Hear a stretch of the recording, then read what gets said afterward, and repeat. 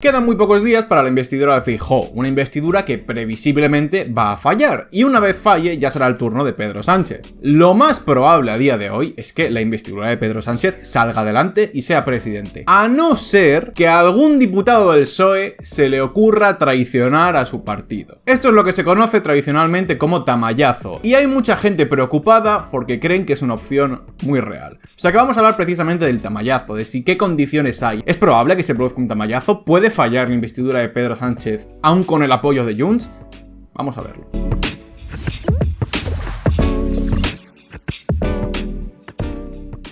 Lo cierto es que algunos de vosotros me habéis comentado en algunos vídeos que tenéis cierta preocupación y que tenéis algo de miedo a que haya algún cambio de última hora y se produzca y se repita esa experiencia del tamallazo, ¿no? Algunos de vosotros estáis muy preocupados porque desconfiáis, tenéis la mosca detrás de la oreja.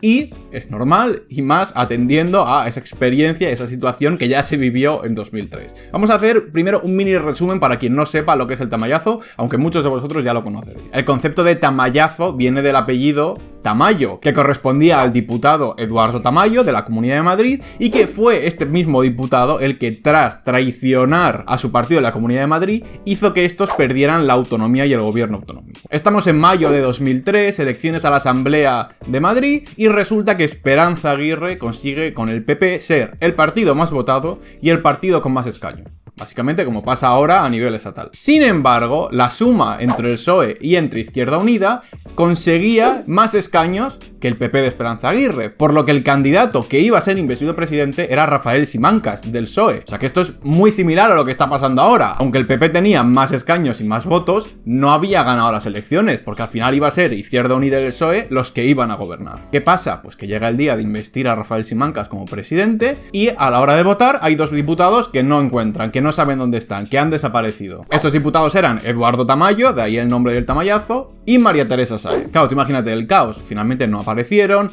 no lograron investir, luego los encontraron refugiados en un hotel. Resulta que por discrepancias con la dirección del partido habían decidido abstenerse.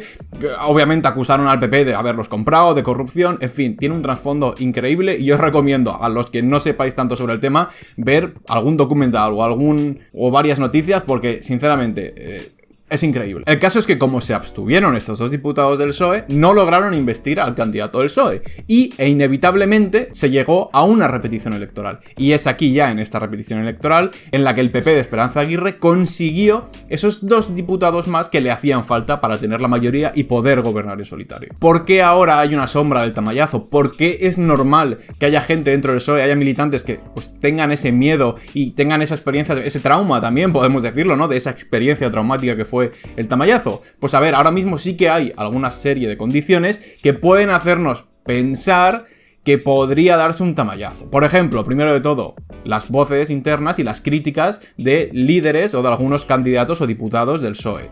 Esta semana mismo, con la destitución de Nicolás Redondo, hemos visto cómo tanto Felipe González, como Alfonso Guerra, como otras voces de personas que ya no ocupan cargos en el partido, pero que han sido miembros históricos, pues como han sido muy críticos y han puesto en duda la estrategia actual del PSOE, ¿no? Han sido muy críticos tanto con el hecho de negociar con Junts y con partidos independentistas, como con el hecho de haber puesto sobre la mesa una amnistía. Han sido muy críticos y públicamente han manifestado su descontento y desaprobación. El tema es que no son solo voces discordantes que vienen de cargos o de exmiembros del partido, es que estamos hablando de que cargos actualmente electos dentro del PSOE, como puede ser Emiliano García Paje o como puede ser Javier Lambán, que fue hasta hace nada presidente de las Cortes de Aragón, son cargos que ahora mismo tienen mucho poder dentro del PSOE y que ya también han hecho públicamente varias declaraciones en las que decían que no estaban de acuerdo o en las que criticaban mucho estas negociaciones o el hecho de que la legislatura dependiera de Junts. Entonces tienes a gente que no le parece bien las negociaciones, a gente histórica de tu partido que ahora no tiene cargos, pero también a diputados y a varones del PSOE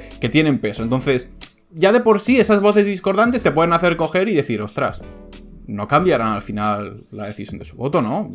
Bueno, por si fuera poco, encima, el PP estas últimas semanas, ante la imposibilidad de conseguir el apoyo de Junts o de otros partidos, ha optado por la vía de, oye, si suena, suena, y pues por probar que no quede. Y entonces han intentado un poco tirar de, bueno, ojalá hubiera en el PSOE gente decente y gente que no aceptara el chantaje nacionalista. Entonces han ido pidiendo y han ido públicamente haciendo declaraciones pues a ver si podían convencer a algún diputado del PSOE invitándole un poco a cambiar el sentido de su voto. De hecho, desde el PSOE ya públicamente se han quejado de esto y han dicho, oye, por favor, parad de intentar hacer o de intentar aludir a este transfugismo o de intentar aludir al tamallazo, porque es que está feo. Y a ver, sí que está feo, pero bueno, entiendo al PP también, ¿no? Van a intentar acogerse a cualquier cosa para que se repitan las elecciones. Vale, pues, ¿qué tendría que pasar para que ahora mismo se pudiera repetir ese tamallazo? Para que fuera un tamallazo en el sentido clásico, necesitaríamos una serie de abstenciones, como lo fueron en su momento esas dos, para que no se consiga llevar a cabo la investidura de Pedro Sánchez. Primero de todo, tendría que fallar Feijóo la investidura, tendría que fracasar, el rey designaría a Pedro Sánchez, y en esa ronda de investidura, en el momento de votar, se tendrían que producir una serie de abstenciones para evitar la investidura de Pedro Sánchez e irnos a elecciones. Supongamos que se va a votar a Pedro Sánchez. Ahora mismo, con todos los apoyos que tiene, con los votos favorables de Junts, de PNV, de Bildu, de Esquerra, de Sumar y del PSOE, el PSOE sumaría 178 escaños a favor, lo cual supera por 2 la mayoría absoluta, que son 176. Con este resultado, Pedro Sánchez sería presidente en la primera votación. Entonces, para no conseguir investir a Pedro Sánchez, sería necesario que 3 diputados del PSOE se abstuviesen, de manera que no tendrían 176 escaños, tendrían 175, y como no tendrían esa mayoría absoluta, se iría a segunda votación. ¿Qué pasa? Que en esta segunda votación es más fácil que salga presidente, porque ya no es necesario que tengas esa mayoría absoluta, solo es necesario que tengas más votos a favor que votos en contra. Entonces, no sería suficiente con que solo 3 diputados se abstuviesen, porque aún así el PSOE tendría, o la coalición tendría 175 a favor, y en la oposición tendría 172. Serían necesarios otros 3 diputados que se abstuviesen para que no hubiera más votos a favor que votos en contra. Estaríamos 172 a 172. Por tanto, ya no es tan fácil. Para que Pedro Sánchez, con un modelo de tamallazo clásico, no saliera presidente, debería haber 6 diputados del PSOE que se abstuviesen. También podría darse el caso en el que no hicieran falta 6 diputados del PSOE que se abstuvieran. Nada más con que 3 diputados votasen en contra, ya se podría bloquear esa investidura tanto en la primera como en la segunda vuelta de Pedro Sánchez. Si estas dos condiciones se producen, lo más probable es que nos fuéramos a una repetición electoral. Claro, hay muchas similitudes con respecto al tamallazo, con las condiciones que se dieron en el tamallazo original, pero también hay una serie de diferencias. Cuando comentábamos que el PP fue el partido con más escaños y con más votos, pero que la oposición podía gobernar, es un poco lo que está pasando ahora, ¿no? Pero hay diferencias. Primero de todo, no es lo mismo convencer, o no es lo mismo que 2 personas traicionen al partido, o traicionen, o hagan un acto de este tipo, que lo hagan 6 personas. Es que son el triple de personas. No es tan fácil convencer a 6 personas de que se abstengan y que cambien el sentido de la votación a última hora y de que esto nos lleve a unas elecciones. No es tan fácil. Y en el sentido y en el caso de que fuera más factible convencer a solo 3 diputados para que votasen en contra, tampoco sería tan fácil, porque tendrías que ir al Congreso a votar negativamente, y no me quiero imaginar la que se podría liar en el momento en el que 3 diputados del PSOE apretan el botón de no delante de todo el mundo, delante de las 350 personas. O sea, sería increíble la que se podría montar. No es tan fácil como lo fue en su momento simplemente no acudir y abstenerte, y luego ya das explicaciones. Ahora tendrías que ir y decir que no. Es complicado. Entonces, ya simplemente por el número de personas a las que tendría que convencer el PP, ya de por sí es más difícil que haya un tamallazo. Ahora, otra opción, y que no he comentado, pero que veo muy remota, es precisamente que ahora mismo, en esta investidura de Feijóo que se va a producir la semana que viene, de repente 7 diputados del PSOE se abstuviesen y en segunda vuelta pudiese salir aprobado y pudiera salir investido Feijóo.